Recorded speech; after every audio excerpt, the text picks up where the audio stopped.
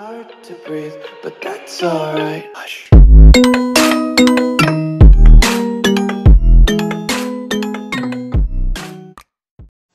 Salut la team Jestrack 777, j'espère que vous allez bien. Aujourd'hui, nouvelle vidéo sur l'équipement qu'il faut avoir sur piste.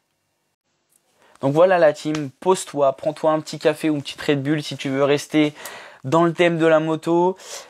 Aujourd'hui, ça va être une petite vidéo présentation de ce qu'il faut avoir, comme je vous l'ai dit, comme équipement sur piste. Donc je suis assis bien dans le garage, dans une petite chaise à côté de ma belle, que je vous présente pas tout de suite parce que vous aurez une vidéo qui l'expliquera de A à Z, de tout ce que j'ai fait dessus et de tout ce qui était et ce que j'ai changé. Donc voilà. Alors la team, je vais commencer par vous présenter l'équipement qu'il faut vraiment avoir sur circuit quand vous allez rouler. Une deuxième catégorie qui est moins obligatoire, on va dire, et une troisième catégorie où c'est le luxe d'avoir ça. Donc pour commencer, bien évidemment, il faut emmener votre moto, votre équipement. C'est un peu bête de le rappeler, mais voilà. D'ailleurs, si tu veux une vidéo qui présente l'équipement, je te laisse aller voir ma dernière vidéo où j'explique l'équipement qu'il faut avoir sur piste, l'équipement de protection. Donc, revenons à nos moutons. Premier équipement qu'il faut avoir, c'est un camion ou une remorque pour pouvoir emmener ta moto sur le circuit. Donc ça aussi, c'est à ton choix. C'est vrai qu'une remorque, c'est beaucoup moins cher qu'un camion ou d'un petit trafic, etc. Mais faut pouvoir la stocker, il faut avoir une boue d'attelage dans ta voiture et il faut de la place dans ta voiture pour mettre tout le bordel que tu veux emmener. Donc moi personnellement j'ai de la chance, mon père a un Jumpy, donc pour le coup je suis pas trop emmerdé, je lui emprunte et ça fait le travail, c'est très bien. Ensuite, alors à moins que tu sois le pistard qui va sur la piste et qui rentre à moto avec un petit sac à dos sur ton dos, si tu as la chance d'avoir une remorque ou d'avoir un véhicule pour t'emmener, n'oublie pas des outils, c'est super important.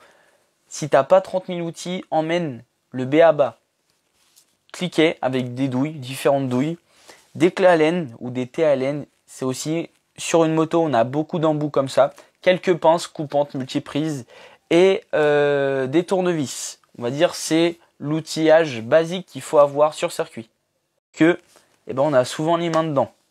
Ensuite, forcément, si vous avez des couvertures chauffantes, que je mettrai dans l'autre catégorie, si vous avez des couvertures chauffantes ou si vous branchez d'autres choses, une rallonge, c'est très important. Mais par contre, si vous avez une rallonge, renseignez-vous selon le circuit s'il ne faut pas une prise de camping. Sur énormément de circuits, il y a besoin d'une prise de camping. Donc si vous n'en avez pas, vous ne pourrez pas brancher vos rallonges. Aussi, quelque chose de très important parce que faut la nourrir la moto.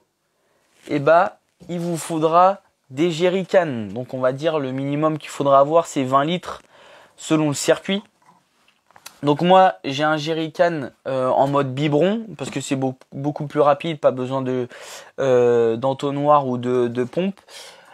Après, si vous n'avez pas de jerrycan comme ça, vous prenez un jerrycan basique avec soit un entonnoir ou soit une petite pompe électrique comme je te mets là. Et l'entonnoir là, ça fait largement le travail. Ensuite, des béquilles d'atelier parce que toutes les motos ne sont pas équipées de béquilles latérales. En général, la moto de piste, on retire cette béquille. Donc n'oublie pas de prendre une béquille arrière et si tu as des couvertures, des béquilles avant. Tu as deux types de béquilles avant. Tu as des béquilles avant qui se prennent sous les fourches en 2 points. Et la béquille qui se prend sous le T de fourche en 1 point. Maintenant, je vais vous parler de l'équipement qui est un peu moins obligatoire selon moi. D'accord, c'est toujours selon moi, mais qui peut être très important. Donc, je vais commencer par vous parler des couvertures chauffantes. Je l'ai mis dans le non obligatoire parce qu'on peut très bien rouler sans couverture. Par contre, c'est vrai que la plupart du temps, on peut dire que c'est utile. Pour la raison que des pneus chauds, c'est des pneus qui accrochent. Donc forcément, si on les chauffe avant de rentrer sur la piste, ça évite de faire 2-3 tours de piste doucement pour chauffer les pneus. Par contre, le premier tour, même si tu as mis des couvertures chauffantes, vas-y mollo parce que tes pneus ne sont pas à température pour accrocher au maximum.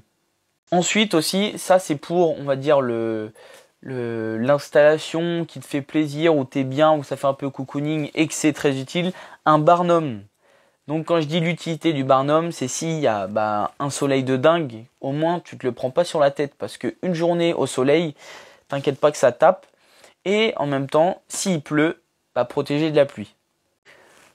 Ensuite, un équipement qui j'aurais pu mettre dans la catégorie obligatoire, mais en général les orgas longs ou le circuit là, c'est un manomètre. Il faut prendre la pression de vos pneus sans arrêt, que ça soit pneu à froid, pneu sous couverture et pneus en sortie de piste pour savoir la pression de tes pneus, parce qu'il ne faut pas oublier que des pneus sous-gonflés ou surgonflés peuvent t'emmener à la chute. Ensuite, ce qui va avec le manomètre, mais c'est un peu moins important parce que là, c'est sûr à tous les coups que soit le circuit, soit l'orga long, c'est un compresseur. Donc il existe des milliers de types de compresseurs, que ça soit des petits compresseurs électriques, des bonbonnes d'air là, pareil qu'on branche, qui viennent se remplir, tout ça. Moi, c'est ce que j'ai. Je l'emmène depuis peu parce que c'est vrai que ça prend de la place, mais pour le coup, c'est un confort parce que ça m'évite de faire les allers-retours, voir le compresseur ou la personne qui s'occupe de ça pour gonfler les pneus. Ensuite, pareil, c'est pas obligatoire, sauf dans les compétitions, mais c'est vrai que je pourrais le conseiller, c'est un tapis environnemental. Pour l'unique raison, c'est pas pour se la péter à faire comme les pros, mais si votre moto fuit, que ça soit de l'huile, du liquide de frein, en général c'est pas du liquide de refroidissement, mais c'est de l'eau déminéralisée qu'on a dans la moto. Si ça coule, au moins ça sera absorbé, pardon. Ça sera absorbé par le tapis et non pas par le bitume. Au moins on ne pollue pas. Puis maintenant dans la catégorie où c'est du luxe de l'avoir, je vais vous parler des chaises ou des tables. Ça c'est vraiment pour le confort, mais il ne faut pas négliger le confort parce que si vous êtes fatigué, vous pouvez risquer de chuter ou de ne pas prendre plaisir. Au moins, être confortable, c'est bien profiter de sa journée.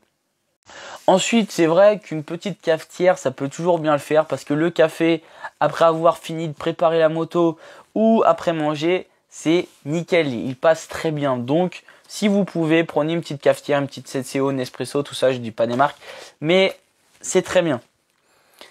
Et pour finir, alors ça aussi, c'est vraiment pour le confort, c'est une trottinette électrique ou vélo, ou même pas électrique, hein. Un petit moyen de transport dans les stands parce que vous allez voir que les allers-retours, par exemple le matin pour aller à l'inscription, on retourne à notre stand. Ensuite, je vais dire une bêtise, à 9 h, il y a briefing, donc il faut retourner au briefing.